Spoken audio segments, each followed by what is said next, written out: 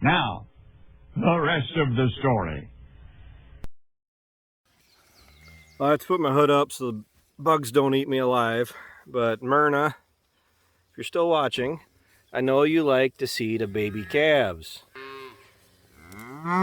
So here I just came across a whole bunch of them. It's not all of them. That one's one of mine back there. But I let these guys out into one of the back pastures earlier this week. My whole point of doing that, other than, yeah, it's grass, it's great. I was sorting out the 6 red Angus red cows. Let's just go with red cows. And I actually have one belted, red belted cow that looks like her, but just red, that my mom asked to take up to the home farm to put in with Rocky. So I've made it pretty clear here that I'm sorting out all of my dad's red cows that he had outside of, that one back there.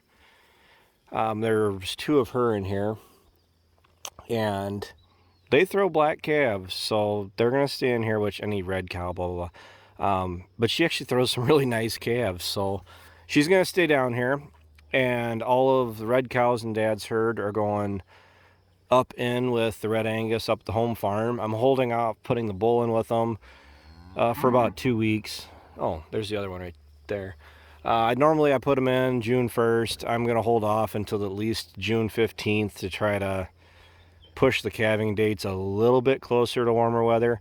Up in the barnyard at Rockville on concrete, I can keep them out of the mud and keep them bedded a lot easier than Dad and Ryan can in their lots. But I want a red herd. I really want a red herd. I mean, I'm sounding like a broken record here. So what I ended up doing is I traded the red cows to my dad, and I traded a bunch of the black cows and some heifers to my dad. So we slip swapped. So to be honest, Dad got the better end of the deal because he got younger cattle. All the red cows that he's got, they are a little older. They're not, broken mouthed, but of the 6 red cows, 5 of them have calves already. Back into what I was saying, I was sorting out these guys from the red cows. So what I was doing is I have the 2 pastures up front that I can, separate them out of. And then this is the second cow pasture. That over there used to be the dry cow pasture. So what I was doing is I was letting the cows from the hog pasture, which is the one up by my driveway, I was letting them into the first cow pasture up on top of the hill, because in that pasture I can work them. I can sort them and, bring everybody back. So what I was doing is, after 4 times of sorting my red cows back to the driveway pasture, it allowed me to open up the back pasture, shut the gates to the front pasture, the driveway pasture, and then it allowed these guys to go out to all this nice fun grass on their own. I didn't have to chase them, and it took me 4 days, and I'm down here right now literally just opening the gates up for the last cow and calf that I had to sort out. Now the tricky part with doing this is because cows have calves. How do I know that the calves that belong to those red cows are still with them? Because I have to take the calves up too. When they're this young, there is no separating them. So I'm taking them up to the home farm. How do I know I got the right ones? Leaving the cows in the first cow pasture, so these guys, even though they could come back here, if their calves were still in the driveway pasture, there's a couple natural low spots from, the fence that was there is, years and years along the lane. There's actually a couple natural low spots that these younger calves, not the big one there, but these young guys, that one over there definitely, they're actually able to scooch underneath the fence, underneath the wire, and not be bothered by it, not get cut up or bothered. Their cows, their moms will call for them and bring them back. And it takes a matter of days. It's not like something that you're going to be able to do in one go and have 100% success, but just taking your time and just pretty much letting the cows be cows. The last one I had was, let's see, these 2 orange tag cows. There's a third one. She had a calf, and it's not because she's just being, bullheaded. She has a calf, and she was very certain she was not going to let me leave her calf locked in that driveway pasture without her. So she actually gave me a little bit more of a headache. But I came home, I've been checking them morning and night, came home tonight, and she and her calf were up in the first cow pasture. I could sort her out, brought all the red cows back down to the driveway pasture. Tomorrow morning I'll come out, I'll make sure that she's back here. I'll shut the gates to this pasture because I want these guys to kind of get this eaten down. They can go that way quite a ways actually. Get that cleaned up, and it'll actually allow the front 2 pastures to come up a little bit with the rain, a little bit of rain that is in the forecast. So we will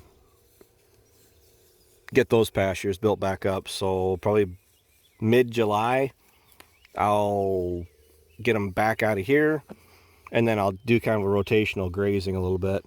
That's not tried and true rotational grazing, I'm sure, but it's just giving the pastures a little bit of a break, so that way the cows don't have a full run of the whole works. It allows me to keep a little bit closer eye on them because I know which pastures they should be in, so that way when I go to check them I don't have to go through the whole farm, because there's, I think, 150 acres of pasture through here, and it's not all nice, quick, easy running. I got a path around the majority of it, but if I'm looking for a specific cow, it can be kind of tedious. We have a pretty awesome, I don't have an awesome calf crop. My parents have an awesome calf crop. All these calves, these little guys here, are my parents. The blue tagged ones, there's a white tagged one in here somewhere. These are actually last year's heifers. So that one right there, I got 8 of those. Were mine from last year, but for those of you that are keeping score, my cows were calving sporadically throughout the year last year. This year, I'm not planning on bringing my herd down, or any of my cows down to my place in with the bull. It's not going to be all that great and fun and all, but I'm going to have the bull in with my cows from this date to this date, and that'll be it. And then when I go through and finally do get around to preg checking them, because ultimately right now, if I go and preg check them, I already know that 3/4 of them are either open or not. But if I put the bull in with them for a set date and then they are not around the bull at all, then I'll have a pretty clear idea as to if you're open by when I preg check them, you're probably going to get called out. So, let's see here. Nope. I just got off track here, but no, the cows are glad to be out in the pasture. I got to spray some of the broadleaves out. I want to go through and clean some of the trees out of the fences. My place, well, or just in general, I haven't had a chance to get down here and really work on my place in a while. The fence lines I want to go through, and there's a lot of small trees that are coming up I want to get cleared out. Fence posts that need to be redone. Fencing around the buildings that need to be redone. So it'll have to get done, but we haven't basically cut any of our hay yet. Whatever today is, the 9th, and they keep adding rain in the forecast. They just, not a lot, but the problem is their batting average is getting better, to where if a day comes around where they're calling for rain, we've been getting it, and it's just enough where it burns you. Yesterday they called for 1/4 inch, and yesterday we got 1/4 inch. It's dry out today. This upcoming week they have Chance of rain tomorrow morning, tomorrow night. So poof, there goes that. What is today? Thursday. So Friday, there goes Friday. I was thinking cutting maybe Saturday. Well, then they added rain in the forecast for Sunday, and then a chance of rain on Wednesday. The rain on Wednesday, they're pretty certain it's over 50% chance, which as of right now in the last month or so, we're probably going to get it. But the heat that's coming behind that, mid to high 80s and sunshine, I'm planning on attacking the valley. I mean, that's my intentions. So the big thing is just trying to coordinate because Ryan's getting married, and then there's all the wedding stuff that is part of it that we have to work around too. So, but they are a nice group of cows. My goal is the handful of cows, black cows that I have up at the farm, because I'm not getting rid of all of them. I still have Dad's bull up there. Ryan's bulls will be hauling out when we take the red cows up.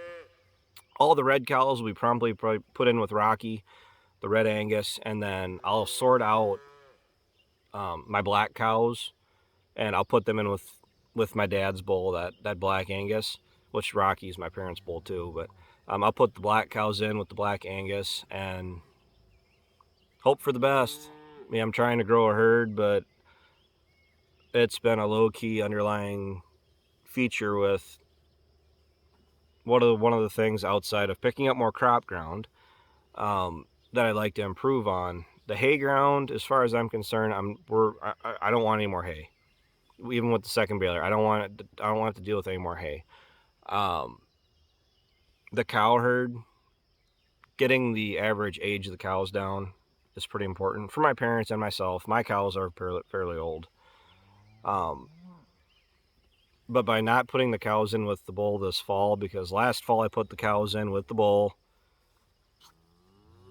so anybody that wasn't bred from June 1st to August 1st probably got bred from August 15th is when I finally got them hauled down here, because I was trying to save on feed, of course. And then they were with the bull until January. So my money is on that I'm probably going to have 4 or 5 fall calves, which I'd rather have a few than 1 or 2. If we just have 1 or 2, we're probably going to eat them.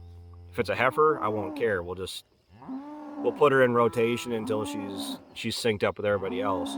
Those cows that calve in January or October, or assuming that they get bred, or they are bred, or they have calves, I won't put them in with the bull again. I'll leave them away from the bull, and then they're going to wait until I put the bull in with them again next year. So that's the plan. Better stick to it. So the bugs are starting to get me. So thanks for watching, guys. Thanks for tuning in. The cows appreciate it. It was a nice opportunity to get some footage of the babies because everybody likes seeing the baby calves. But I gotta go home and make sure my daughter isn't burning the house down. So until next time, take care, take it easy, keep in touch. I'll talk to you guys later.